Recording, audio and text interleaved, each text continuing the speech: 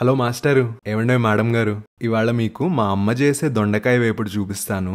దాని రుచి ఉంటుందండి ఒక రేంజ్ అంతే. చాలా తక్కువ ఇంగ్రీడియంట్స్ తో చేసేయచ్చు. ఏ మాత్రం ఆలస్యం చేయకుండా ఫాలో అయిపోండి. ముందుగా దొండకాయల్ని చాలా చిన్న ముక్కలుగా కోసుకోండి. అప్పుడే కూర రుచి సూపర్ క్రేజీగా ఉంటుందండి. ఆ తర్వాత ఒక 4-5 వెల్లుల్లి రెబ్బల్ని దంచుకొని పక్కన ఉంచుకోండి.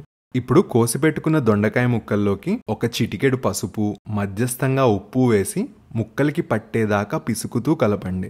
ఇప్పుడు ఒక బాణలిలో వేరుశనగ నూనె వేడెక్కగానే కొంచెం జీలకర్ర, దంచుకున్న వెల్లుల్లిపాయ రెబ్బలు, కరివేపాకు వేసి బాగా వేగనివ్వండి. ఆ తర్వాత ఉప్పు, పసుపు కలిపెట్టుకున్న దొండకాయ ముక్కల్ని నీరు లేకుండా గట్టిగా వత్తుకొని బాండీలో వేసేయండి. ఏమండే మేడం గారు, కొంచెం ఓపిగ్గా దొండకాయ ముక్కలన్నీ వేగిపోయేదాకా కలుపుతూ ఉండండి. ఈ కూరలోకి ఉప్పు మళ్ళీ వేయాల్సిన అవసరమే లేదు. దొండకాయ ముక్కలు వేగిపోగానే లైట్ గా కారం కలుపుకోండి.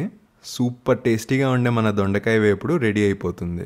ఈ కూర రెడీ అవడానికి కొంచెం టైం పడుతుంది కానీ రుచి మాత్రం తారాస్థాయిలో ఉంటుందండి. వేడి వేడి అన్నం, దొండకాయ వేపుడు, అప్పుడే కాచిన నెయ్యి, కాంబినేషన్ సెట్ గురువుగారు. అన్నట్టు చెప్పడం మర్చిపోయా, స్కూల్కి వెళ్ళే టైంలో ఇది మా చెల్లి ఫేవరెట్ కూర అండి. వారంలో 3 రోజులు దాని లంచ్ బాక్స్లో ఇదే కూర ఉండేది.